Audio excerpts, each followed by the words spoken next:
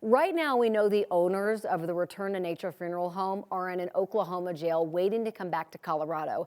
John and Carrie Halford face several charges after nearly 200 bodies were found inside their business in Penrose. This morning, we have asked our 9 News legal analyst Whitney Traylor to join us to weigh in now that police have made these arrests. Whitney, good morning. Good morning. Good to see you. All right, so tell us about some of these crimes that they've been charged with and that led to the arrests and those being filed. Yeah, well, it's interesting because these are sort of everyday crimes, if you will, or white-collar crimes. They've been charged with theft, money laundering, forgery, and then abuse of corpse. And this really highlights the kind of lax penalties that we have, or the lax regulation that we have in Colorado as it relates to the funeral homes, because the allegations are super serious and outrageous. And so you have, these 190 bodies, and they're being charged essentially with these white-collar crimes, even though they've been handling these, because there's just very little regulation in the state about this issue. You think about what these families are going through right now, right? Like, it's heartbreaking. And so then when you talk about potential punishment here,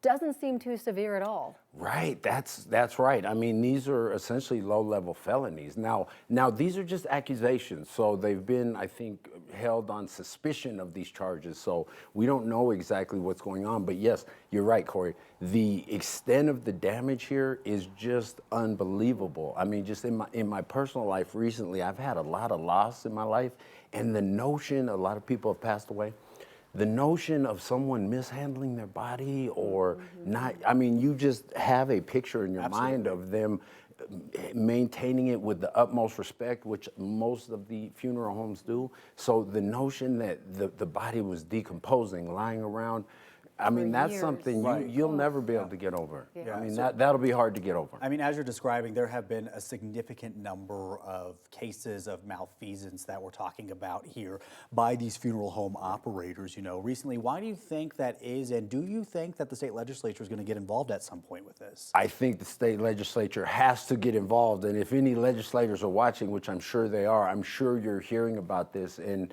this is about the 3rd or 4th case in Colorado of some kind of situation like this. There was one where they were selling body parts. There were others where they had bodies decomposing just like this. And a lot of people, I'm on here all the time talking about government regulation, but this is the point. If these people, if these allegations are true, in the other cases, they've already either pled guilty or been convicted, so they've been proven true.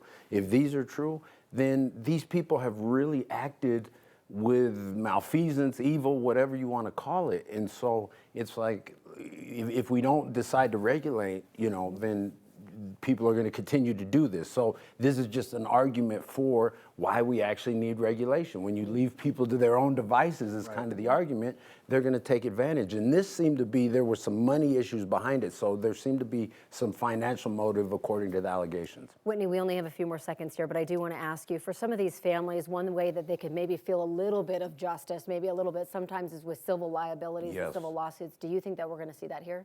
We're going to see it. I think there's actually already been a claim, and that's going to be significant because in these cases, you're going to be looking at liability and then damages.